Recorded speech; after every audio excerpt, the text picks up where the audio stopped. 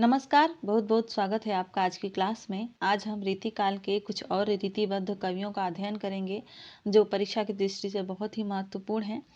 पिछली क्लास में हमने रीतिकाल के प्रवर्तक केशवदास भूषण मतीराम को और उनकी रचनाओं का अध्ययन किया था और उनके संबंध में आलोचकों के महत्वपूर्ण कथन भी देखे थे जो परीक्षा की दृष्टि से बहुत ही महत्वपूर्ण थे।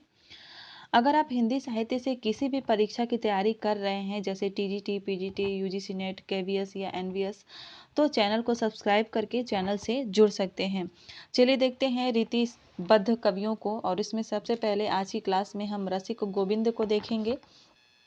इनका समय 1743 ईस्वी से 1838 ईस्वी के बीच माना जाता है और इनका जन्म हुआ था जयपुर में। रचनाओं की बात कर लेते हैं। इनकी रचनाएं हैं रामायण सूचनिका, कलयुग रासो, अष्टदेश भाषा, रसिक गोविंद, समय प्रबंध, पदावली, युगल रस माधुरी, रसिक गोविंदा नंदघन। ये एक प्रबंधात्मक रचना है और जिसमें 4 सर्ग हैं और सर्गों को जो है प्रबंध कहा गया है। अगले जो कवि हैं वो हैं दूल्हा कवि। इनका रचना काल 1743 से 1768 ईस्वी के बीच पड़ता है और ये कालिदास त्रिवेदी के पौत्र थे। जिन्होंने कालिदास हजारा लिखा था उन्हीं के ये पौत्र थे और इनके पिता का नाम उदयनाथ कविंद्र था। इनकी रचना का नाम कवि कुल कंठा भरण है जो कि एक अलंकार विषयक रचना है। आगे बढ़ते हैं। इनके बारे में विद्वानों के कथन देख लेते हैं। सबसे पहले हजारी प्रसाद द्विवेदी जी ने इनके बारे में क्या कहा है। इन्होंने कहा है कि यद्यपि इन्होंने कंठाभरण नाम का छोटा सा अलंकार ग्रंथ लिखा, परंतु इनकी प्रसिद्धि सरस और मधुर उक्तियों के कारण है। वहीं आचार्य रामचंद्र शुक्ल इनके बारे में कहते हैं कि दूल्हा कवि द्वारा दिए गए लक्षणों एवं उदाहरणों में इतनी प्रौढ़ता व सरसता है कि इनके पद काव्य शास्त्रियों तथा काव्य रसिकों दोनों के लिए आनंद का विषय रहे हैं।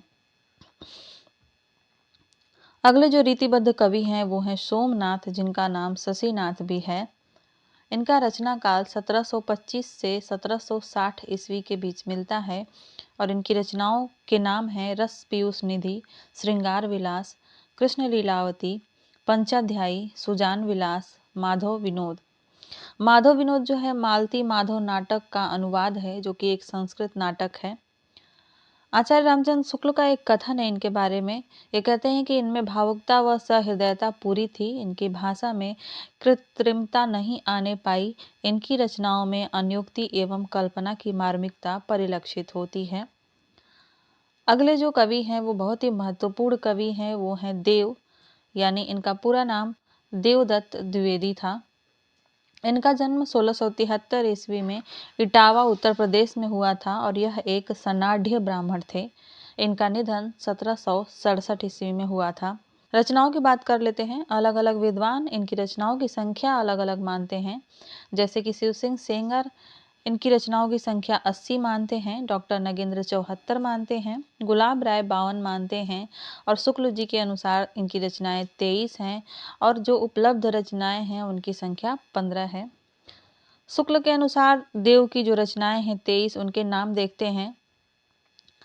वो हैं भाव विलास, भवानी विलास, अष्टयाम, सुजान विनोद, कुशल विलास, देवचरित, प्रेम चंद्रिका, जाति विलास, रस विलास, प्रेम तरंग, राग रत्नाकर, काव्य रसायन जिसका नाम शब्द रसायन भी मिलता है, सुख सागर तरंग, वृक्ष विलास, पावस विलास, ब्रह्म दर्शन 25, तत्व दर्शन 25, आत्मदर्शन 25, जग दर्शन 25, रसानंद लहरी, प्रेम दीपिका, नख सिख और प्रेम दर्शन। ये 23 रचनाएं जो हैं आचार्य रामचंद्र शुक्ल के अनुसार हैं। जो रचनाएं उपलब्ध हैं उनके बारे में हम महत्वपूर्ण तथ्यों को देखेंगे। सबसे पहली जो रचना है वो है भाव विलास, जिसका समय 1689 ईस्वी है। यह देव की प्रथम रचना मानी जाती है और इसकी रचना इन्होंने मात्र 16 वर्ष की अवस्था में की थी। इसमें श्रृंगार रस, नायिका भेद एवं अलंकारों का चित्रण किया गया है और इसमें 39 अलंकारों का उल्लेख मिलता है। यह रचना देव ने औरंगजेब के पुत्र आजम शाह को सुनाई थी। आगे बढ़ते हैं और इनकी अगली रचना जो उपलब्ध है उसको देखते हैं। वो है अष्टयाम, 1689 ईस्वी इसका समय है और इसमें 8 प्रहरों के बीच होने वाले नायिका के हाव भाव का चित्रण किया गया है।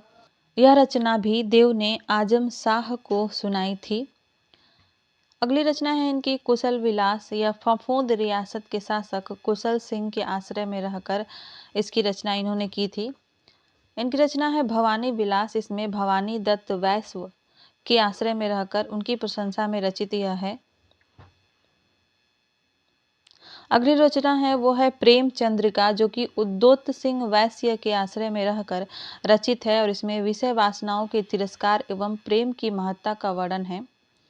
रस विलास, इसमें यह जो रचना है वो भोगीलाल के आश्रय में रहकर लिखी गई, उनकी प्रशंसा में रचित है। सुजान विनोद जो है सुजान मणि के आश्रय में रहकर लिखी गई है, उनकी प्रशंसा में रचित है। अगली जो इनकी रचना है बहुत ही महत्वपूर्ण है वो है देव शतक। यह अध्यात्म संबंधी रचना है और इसमें ब्रह्म जीव जगत आदि का निरूपण किया गया है और दार्शनिक विषयों एवं संसार की निस्सारता का वर्णन किया गया है। एक और इनकी रचना है देव चरित्र, जो कि एक प्रबंधात्मक खंड काव्य है और इसमें कृष्ण के चरित्र का वर्णन किया गया है। अगली जो रचना है इनकी ये है शब्द रसायन, जिसका नाम काव्य रसायन भी है। इसका समय विक्रम संवत 1800 है और ईस्वी सन की बात करें तो ये हो जाएगा 1743 ईस्वी। हम ईस्वी सन बनाते हैं तो विक्रम सन में से 57 वर्ष माइनस कर देते हैं। यह एक काव्य शास्त्रीय रचना है और इसमें सभी काव्यांगों एवं नायिका भेद का चित्रण किया गया है। आधार ग्रंथ की बात करें तो इसका आधार ग्रंथ है रस तरंगिणी और रस मंजरी, जो कि भानुदत्त की हैं। काव्य प्रकाश मम्मट का और साहित्य दर्पण आचार्य विश्वनाथ का। इन तीनों रचनाओं से इन्होंने तथ्य लेकर इस रचना को रचा है, शब्द रसायन को।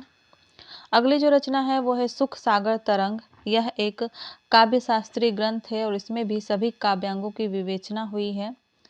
राग रत्नाकर जो कि संगीत विषयक रचना है, नाम से भी पता चल रहा है राग।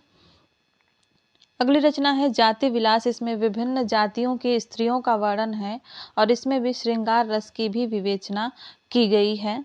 यहाँ से प्रश्न बन चुका है पहले परीक्षाओं में कि देव की किस रचना में विभिन्न जाति की स्त्रियों का वर्णन मिलता है, तो वो हो जाएगी जाति विलास। एक और रचना है इनकी प्रेम तरंग। इसमें नायिका भेद एवं श्रृंगार रस का चित्रण मिलता है। देव माया प्रपंच, जो कि इनका एक नाटक है, यह कृष्ण कवि संस्कृत के कृष्ण कवि द्वारा रचित संस्कृत का नाटक प्रबोध चंद्रोदय है। उसी पर आधारित पद्यबद्ध हिंदी अनुवाद इसका इन्होंने किया है। देव के संदर्भ में कुछ विशेष तथ्यों को देखते हैं जहां से प्रश्न बनते हैं, जैसे कि देव ने छल नामक 34वें संचारी भाव की कल्पना की थी। 33 संचारी भाव होते हैं और इन्होंने 34वें संचारी भाव छल को बताया था। रीतिकाल में सर्वाधिक रचनाएं लिखने वाले रचनाकार हैं और अक्खड़ स्वभाव के कारण अनेक व्यक्तियों के आश्रय में इन्हें रहना पड़ा था। रीतिकालीन आचार्यों कवियों में सबसे ज्यादा मौलिक उद्भावनाएं करने वाले रचनाकार हैं और भारतेंदु जी ने इन्हें गोस्वामी हित हरिवंश का अनुयायी माना है। देव ने अभिधा शब्द शक्ति में रचित काव्य को उत्तम माना है। उन्होंने कहा भी है कि अभिधा उत्तम काव्य है, मध्यम लक्षणा ही लीन, अधम व्यंजना रस विरस, उल्टी कहत नवीन। देव ने भी भोजराज के समान सभी रसों का मूल आधार श्रृंगार को माना है। उन्होंने कहा है कि भूल कहत नवरस सुकवि सकल मूल श्रृंगार। आगे बढ़ते हैं, देव के संदर्भ में आलोचकों के कथन देख लेते हैं। पहला कथन है आचार्य विश्वनाथ प्रसाद मिश्र का। ये कहते हैं कि रीतिकालीन कवि होते हुए भी देव रीतिकाल के एकमात्र ऐसे कवि थे जिन्होंने दरबारी संस्कृति का विरोध किया। शुक्ल जी का कथन है कि देव आचार्य व कवि दोनों रूपों में हमारे सामने आते हैं। शुक्ल जी का एक और कथन देखते हैं, आचार्य के रूप में देव को कोई विशेष स्थान नहीं दिया जा सकता। ये कथन है शुक्ल जी का। अगला कथन हजारी प्रसाद द्विवेदी जी का है। ये कहते हैं कि प्रेम चंद्रिका, रस विलास, प्रेम पचीसी आदि पुस्तकों में देव बहुत उत्तम कवि के रूप में विराजमान हैं। शुक्ल जी फिर से कहते हैं कि कवित्व शक्ति और मौलिकता देव में खूब थी, पर उनके सम्यक स्फुरण में उनकी रुचि विशेष प्रायः बाधक सिद्ध हुई। एक और कथन देखते हैं शुक्ल जी का। शुक्ल जी के कथन हमेशा ही परीक्षाओं के लिए महत्वपूर्ण होते हैं। एक और इनका कथन है कि अधिकतर इनकी भाषा में प्रवाह है, कहीं कहीं व्यय बहुत अधिक है और अर्थ अल्प है। तो ये कथन भी शुक्ल जी का है। एक और कथन है विश्वनाथ त्रिपाठी जी का। ये कहते हैं कि देव में मौलिक रचनाकार की प्रतिभा और सहृदयता प्रचुर मात्रा में थी। लोकप्रियता की दृष्टि से वे बिहारी से बहुत पीछे नहीं हैं, बिहारी से कहीं अधिक व्यापक है देव की काव्य भूमि। प्रश्न ऐसे भी बन सकता है कि किस आलोचक ने देव की काव्य भूमि को बिहारी से अधिक बताया है, तो वो हो जाएंगे विश्वनाथ त्रिपाठी। एक और कथन है हजारी प्रसाद द्विवेदी जी का। ये कहते हैं कि मतीराम और जसवंत सिंह के बाद यदि कोई सचमुच ही शक्तिशाली और आलंकारिक कवि हुआ है तो वह देव थे। आगे बढ़ते हैं क्लास में। और अगले जो कवि हैं वो है चिंतामणि त्रिपाठी, जो कि भूषण के भाई थे। इनका जन्म 16 ईस्वी में तिगवापुर कानपुर उत्तर प्रदेश में हुआ था और इनका निधन 1680 ईस्वी में हुआ था। इनकी भाषा जो है ब्रज थी। चिंतामणि ने अपनी कुछ रचनाओं में अपने मणिमाल नाम का उल्लेख किया है। इनकी रचनाओं को देख लेते हैं। इनकी रचनाएं हैं छंद विचार पिंगल, रस विलास, श्रृंगार मंजरी, कवि कुल कल्पतरु, कृष्ण चरित, काव्य प्रकाश, कवित्व विचार, काव्य विवेक, रामायण और रामाश्वमेध। कृष्ण चरित जो है एक प्रबंध काव्य है, ये आप लोग ध्यान रखिएगा। अब कुछ रचनाओं के बारे में कुछ विशेष तथ्यों को देख लेते हैं, जैसे कि रस विलास। इस रचना में रसों की विवेचना की गई है और इसकी रचना भानुदत्त की रसमंजरी, धनंजय के 10 रूपक और विश्वनाथ के साहित्य दर्पण के आधार पर हुई है। दूसरी इनकी रचना है श्रृंगार मंजरी। यह इनकी मौलिक रचना नहीं है, यह आंध्र प्रदेश के संत अकबर शाह द्वारा संस्कृत में रचित श्रृंगार मंजरी का ब्रजभाषा पद में अनुवाद है। एक और इनकी रचना है छंद विचार पिंगल। इसमें छंदों की विवेचना के साथ साथ कृष्ण के चरित्र पर भी प्रकाश डाला गया है, कृष्ण के चरित्र का भी वर्णन मिलता है और ये रचना मकरंद शाह के आश्रम में रहकर लिखी गई थी। एक और रचना है इनकी कवि कुल कल्पतरु, जो कि 1650 ईस्वी के आसपास की है और इसमें सभी काव्यांगों की विवेचना हुई है। इसके आधार ग्रंथ हैं काव्य प्रकाश, जो कि मम्मट का है, रुद्र प्रताप रुद्र यशोभूषण, जो कि विद्याधर का है, रस मंजरी और रस तरंगणी, जो कि भानुदत्त की हैं, और श्रृंगार मंजरी अकबर शाह वाली। इन सभी रचनाओं से तथ्य लेकर इन्होंने कवि कुल कल्पतरु नामक रचना लिखी थी। आलोचकों के मत देखते हैं इनके बारे में। विश्वनाथ प्रसाद मिश्र इनके बारे में कहते हैं कि चिंतामणि केशव दास के बाद रीतिकाल के दूसरे बड़े आचार्य हैं। वहीं शुक्ल जी इनके बारे में कहते हैं कि चिंतामणि ने काव्य के सब अंगों पर ग्रंथ लिखे हैं। इनकी भाषा ललित और सानुप्रास होती थी। अवध के पिछले कवियों की भाषा को देखते हुए इनकी भाषा विशुद्ध दिखाई देती है। वर्णन की प्रणाली भी मनोहर है। वास्तव में ये उत्कृष्ट कवि थे। ये कथन आचार्य रामचंद्र शुक्ल जी का है। एक और कथन देखते हैं आचार्य रामचंद्र शुक्ल का कथन। हिंदी में रीति ग्रंथों की अखंड परंपरा चिंतामणि त्रिपाठी से चली, अतः रीति काल का आरंभ उन्हीं से मानना चाहिए। शुक्ल जी का एक और कथन है कि हिंदी में लक्षण ग्रंथों की परिपाटी पर जो सैकड़ों कवि हुए हैं वे आचार्य की कोटि में नहीं आते, वे वास्तव में कवि ही थे। उनमें आचार्य के गुण नहीं थे, किंतु चिंतामणि इनसे अलग दिखाई देते हैं। आगे बढ़ते हैं क्लास में और कुछ और कथनों को देखते हैं। हजारी प्रसाद द्विवेदी जी का कथन है चिंतामणि के बारे में। कहते हैं कि चिंतामणि के उदाहरणों में सच्चे कवि हृदय की झलक है। कभी कभी वे सरसता में अपने छोटे भाई मतीराम को होड़ करते हैं। ये कथन है हजारी प्रसाद द्विवेदी जी का। अगले जो कवि हैं वो हैं प्रताप शाही। इनका रचना काल 1823 ईस्वी से 1843 ईस्वी के बीच मिलता है और यह समय शुक्ल जी के अनुसार है। इनके आश्रयदाता राजा थे विक्रम शाही, जो कि चरखारी बुंदेलखंड के शासक थे। शिव सिंह सेंगर के अनुसार इन्हें ओरछा नरेश छत्रसाल ने भी आश्रय दिया था। इनके पिता का नाम रत्नसेन बंदीजन था और इनके माता का नाम विद्यावती था। रचनाओं की बात कर लेते हैं तो इनकी रचनाएं हैं व्यंगार्थ कौमुदी, रस चंद्रिका, रत्न चंद्रिका, श्रृंगार मंजरी, जयसिंह प्रकाश, अलंकार चिंतामणि, काव्य विनोद, काव्य विलास, जुगल नक्शिक, रसराज की टीका और श्रृंगार शिरोमणि। अब सभी रचनाओं के बारे में थोड़े थोड़े से तथ्य देख लेते हैं, जैसे कि व्यंगार्थ कौमुदी, इसमें नायिका भेद है, रस एवं ध्वनि की विवेचना है। जयसिंह प्रकाश में रसों की विवेचना की गई है। काव्य विलास में सभी काव्यांगों की विवेचना की गई है। और जुगल नखशिख में राम और सीता का नखशिख वर्णन मिलता है। इनके संबंध में आलोचकों के कथन देखते हैं। सबसे पहले हजारी प्रसाद द्विवेदी जी का कथन है इनके बारे में कि रीतिकाल के अंतिम कवियों में प्रताप शाही उल्लेख योग्य है, क्योंकि इनकी रचनाओं में सफाई और सरसता दोनों का योग है।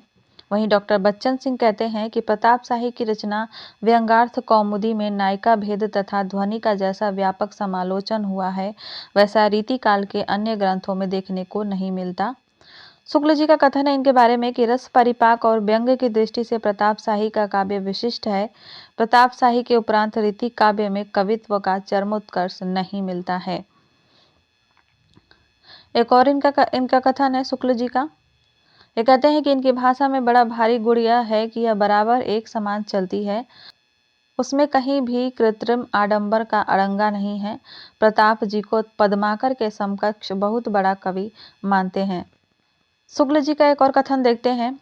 हम आचार्यत्व और कवित्व दोनों के रूप में एक अनूठे संयोग की दृष्टि से विचार करते हैं तो मतीराम श्रीपति और भिखारी दास से ये कुछ 20 ही ठहरते हैं। रामस्वरूप चतुर्वेदी जी का कथन है इनके बारे में। ये कहते हैं कि रीतिकाल में जिन कवियों ने आचार्यत्व का ठीक से निर्वाह किया तथा लक्षणों के साथ मौलिक एवं सरस उदाहरणों का प्रयोग किया, प्रताप शाही उन आचार्यों में एक महत्वपूर्ण स्थान रखते हैं। यह कथन था रामस्वरूप चतुर्वेदी जी का। अगले जो कवि हैं वो हैं अमीर दास। इनका जन्म 1783 ईस्वी में हुआ था और इनके गुरु का नाम रामदास था। यह उदासी संप्रदाय में दीक्षित थे। इनकी रचनाओं की बात करें तो ये हैं सभा मंडन, वृत्तचंद्रोदय, व्रजविलास सतसई, श्रीकृष्ण साहित्य सिंधु, शेर सिंह प्रकाश, फाग पचीसी, ग्रीष्म विलास, भगवत रत्नाकर, दूषण उल्लास, वैद कल्पतरु, अश्व संहिता प्रकाश और अमर प्रकाश। विद्वानों के कथन देख लेते हैं। आचार्य विश्वनाथ प्रसाद मिश्र का कथन है, विषय वैविध्य की दृष्टि से अमीर दास रीतिकाल के सबसे बड़े कवि ठहरते हैं। और आचार्य रामचंद्र शुक्ल इनके बारे में कहते हैं कि अमीर दास के काव्य में रीति व भक्ति का अनूठा संयोग है। ये आचार्य, भक्त तथा कवि तीनों थे। तो आज की क्लास में बस इतना ही। मिलते हैं अगली क्लास में, तब तक के लिए पढ़ाई करिए। धन्यवाद।